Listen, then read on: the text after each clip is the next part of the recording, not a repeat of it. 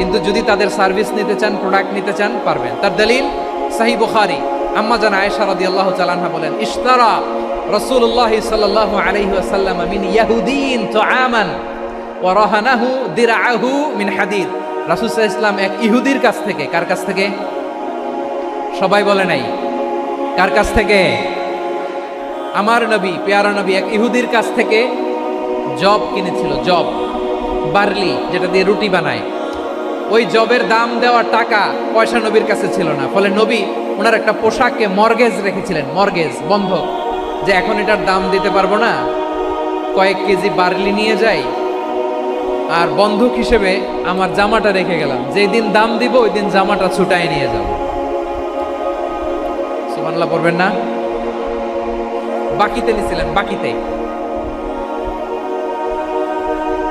দিরআহু মিন হাদিদ, লোহার তৈরি বর্ম, মানে যুদ্ধের পোশাক, লোহা দিয়ে বানানো। বিষ্ণুনবী বললেন, কয়েক কেজি জব দাও, টাকাটা পরে দিব, এখন টাকা নাই, বন্ধক হিসেবে, মর্গেজ হিসেবে আমার জামা রেখে গেলাম, যখন টাকা দিব জামা ছুটায় নিব। আওয়াজ করে বলতে হবে সুবহানাল্লাহ।